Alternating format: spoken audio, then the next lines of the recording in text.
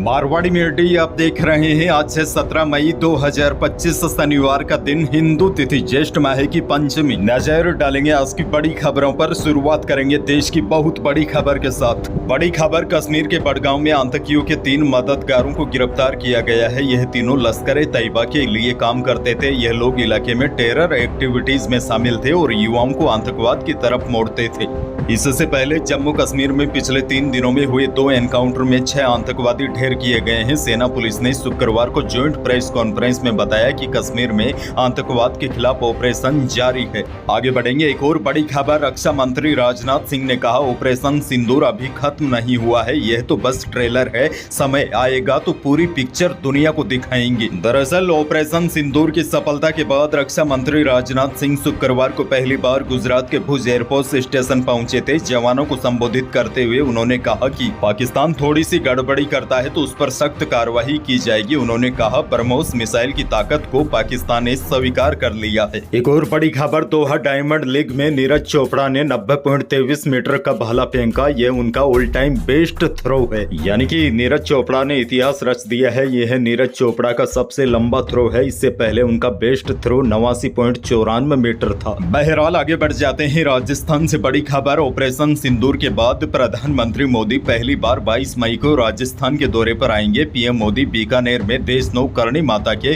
दर्शन करेंगे। इसके बाद देशनोक में बने आधुनिक रेलवे स्टेशन का उद्घाटन करेंगे। आपको बता दूं, देशनोक से भारत पाक बॉर्डर करीब 200 किलोमीटर है। वहीं प्रधानमंत्री मोदी के आगमन की तैयारियों को देखने के लिए 17 मई को मुख्यमंत्री भजनलाल शर्मा बीकानेर आएंगे। उनके साथ केंद्रीय रेल मंत्री अश्विनी वैष्णव भी शामिल होंगे। एक और बड़ी और काम की खबर, केंद्रीय सड़क परिवहन और राजमार्ग मंत्रालय ने सड़क हादसों में घायलों के लिए राहत भरी योजना की घोषणा की है। सरकार ने इस पहल को सड़क दुर्घटना पीड़ितों का केसलेस उपचार योजना 2025 नाम दिया है। देखिए, आसान भाषा में आपको समझाऊं तो योजना के तहत सड़क दुर्घटना का शिकार कोई भी व्यक्ति, चाहे वह भारतीय हो या विदेशी, दुर्घटना की स्थिति में किसी भी नामित अस्पताल में अधिकतम 1.5 लाख रुपए तक का मुफ्त इलाज होगा। यह सुविधा हादसे की तारीख से 7 दिन तक उपलब्ध रहेगी ताकि पीड़ितों को तुरंत और प्रभावी चिकित्सा सहायता मिल सके। इससे आर्थिक तंगी या जटिल प्रक्रियाओं के कारण किसी भी घायल व्यक्ति को समय पर इलाज से वंचित नहीं होना पड़ेगा और कोई भी व्यक्ति घायल को अस्पताल पहुंचाता है तो उससे किसी भी प्रकार की पूछताछ भी नहीं होगी। एक और बड़ी और काम की खबर, भजनलाल सरकार की ओर से प्रदेश भर की राशन दुकानों पर एक बार फिर अन्नपूर्णा भंडार खोलने की तैयारी की जा रही है। योजना के तहत राज्य की लगभग 5000 राशन दुकानों पर यह भंडार स्थापित किए जाएंगे।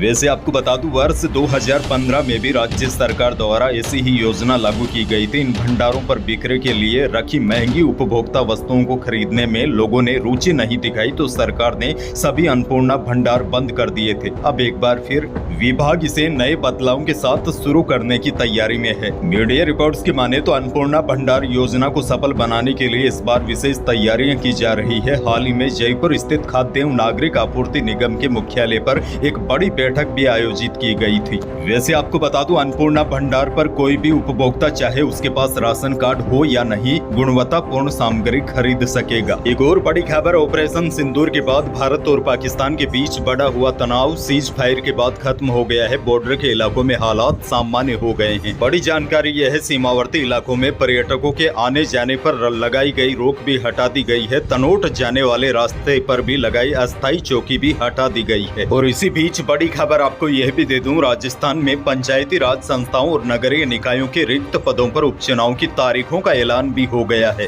राज्य निर्वाचन आयोग ने शुक्रवार को उपचुनाव का शेड्यूल जारी किया है। यह उपचुनाव 8 जून को होंगे, जबकि मतगणना 9 जून को सुबह 9 बजे से शुरू होगी। आगे बढ़ेंगे, बड़ी खबर, राजस्थान के लाखों सरकारी कर्मचारियों और अधिकारियों के लिए भी राहत वाली खबर है। भारत पाक सीमा पर तनाव और ऑपरेशन सिंदूर के बाद छुट्टियों पर लगी रोक को सरकार ने वापस ले लिया है। अब सभी अधिकारी और कर्मचारी सामान्य प्रक्रिया के तहत अपनी सुविधा अनुसार छुट्टी ले सकेंगे।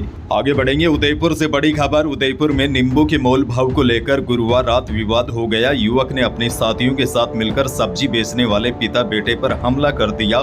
घटना में आक्रोशित व्यापारियों ने इसका विरोध किया। घटना के बाद रात को मौके पर 8 थानों की पुलिस को तैनात करना पड़ा। मामला शहर के धान मंडी बाजार का है। घटना के बाद सब्जी मंडी व्यापारी और हिंदू संगठनों ने बाजार बंद करवा दिए। उसके बाद मामले में 4 आरोपियों को गिरफ्तार किया गया, वहीं 2 बाल अपचारियों को भी डिटेन किया गया है। जानकारी के अनुसार सतवीर सिंह रोज की तरह तीज का चौक पर सब्जी बेच रहे थे। रात में दो युवक आए और सब्जी के दाम को लेकर उनसे बहस करने लगे। बहस के बाद युवक चले गए, लेकिन कुछ देर बाद 4-5 युवकों का समूह हथियार लेकर लौटा और सतवीर पर हमला कर दिया। उसके बाद वहां पर हड़कंप मच गया। चारों आरोपियों को गिरफ्तार कर लिया गया है। पुलिस का कहना है कि अब हालात काबू में है। एक और बड़ी खबर राजस्थान से वाराणसी के काशी विश्वनाथ मंदिर जाने वाले श्रद्धालुओं के लिए अच्छी खबर है। एयर इंडिया एक्सप्रेस ने वाराणसी के लिए सीधी फ्लाइट शुरू करने का फैसला किया है। यह फ्लाइट 1 जून से शुरू होगी और हर दिन वाराणसी के लिए उड़ान भरेगी। इसके साथ ही यात्रियों को नेपाल के काठमांडू के लिए भी वाराणसी से सीधी फ्लाइट मिल सकेगी। दरअसल 1 जून से जयपुर इंटरनेशनल एयरपोर्ट से एयर इंडिया एक्सप्रेस की यह फ्लाइट शुरू होगी और यह फ्लाइट वाराणसी से आगे नेपाल की राजधानी काठमांडू भी जाएगी। एक और बड़ी खबर, 10वीं बोर्ड में शानदार अंक हासिल करने वाले 1000 स्टूडेंट को राजस्थान सरकार जेईई और नीट की तैयारी अपने खर्च पर करवाएगी। शिक्षा विभाग ने इस संबंध में प्रस्ताव बनाकर सरकार को भेज भी दिया है और बड़ी बात यह है सरकार ने इस प्रस्ताव को मंजूर भी कर दिया है। वैसे आपको बता दूं, योजना का फायदा उन लोगों को मिलेगा यानी कि राजस्थान के सरकारी या प्राइवेट स्कूलों में शिक्षा का अधिकार यानी कि आरटी के तहत पढ़ने वाले आर्थिक रूप से कमजोर व होनहार स्टूडेंट को इसका सीधा लाभ मिलेगा। यानी कि आरटीई के तहत पढ़ने वाले आर्थिक रूप से कमजोर बच्चों को सरकार जेईई और नीट की तैयारी अपने खर्च पर करवाएगी। हालांकि इसके लिए बच्चों को 10वीं में शानदार अंक हासिल करने होंगे। एक और बड़ी खबर, पिछले कई दिनों से सोने और चांदी के भाव में गिरावट का दौर जारी था, लेकिन शुक्रवार को दोनों ही कीमती धातुओं के भाव में जबरदस्त उछाल देखा गया। जयपुर सराफा बाजार में शुद्ध सोना 1900 रुपए की छलांग लगाकर 96,100 रुपए प्रति 10 ग्राम पर पहुंच गया और जेवराती सोना भी 1900 रुपए बढ़कर 90,000 रुपए प्रति 10 ग्राम रहा और चांदी 1800 रुपए तेज होकर 98,300 रुपए प्रति किलो पहुंच गई। अचानक भाव बढ़ने से खरीदारी की रफ्तार पर एक बार फिर ब्रेक लग गया है। मौसम को लेकर भी बड़ी खबर आ चुकी है। राजस्थान में शुक्रवार को अधिकतम तापमान 45 डिग्री से ऊपर चला गया। बीकानेर, श्रीगंगानगर और चूरू जिलों में लू चली। तेज गर्मी को देखते हुए शहरों में प्रशासन ने पानी का छिड़काव शुरू कर दिया है। वहीं मौसम विशेषज्ञों ने इन जिलों में अगले 3 दिन तेज गर्मी और लू का दौर बरकरार रखने की आशंका जताई है। हालांकि बड़ी जानकारी यह भी है, मौसम केंद्र जयपुर ने 17 मई से 20 मई तक कई जिलों में आंधी बारिश होने की भी संभावना जताई है। आज शनिवार को कोटा समेत 9 जिलों में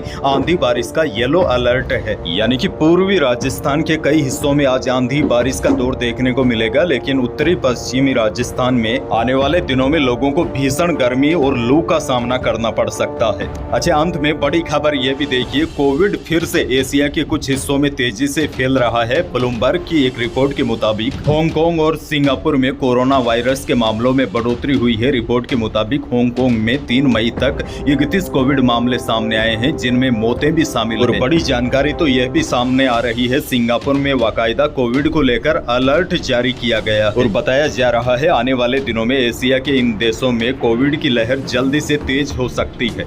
यही थी प्रदेश और देश की आज की बड़ी और महत्वपूर्ण खबरें। वीडियो को लाइक करना बिल्कुल न भूलिए और चैनल पर नए हैं तो सब्सक्राइब जरूर कीजिए ताकि आप अपडेट रहे बड़ी और काम की खबरों से। धन्यवाद।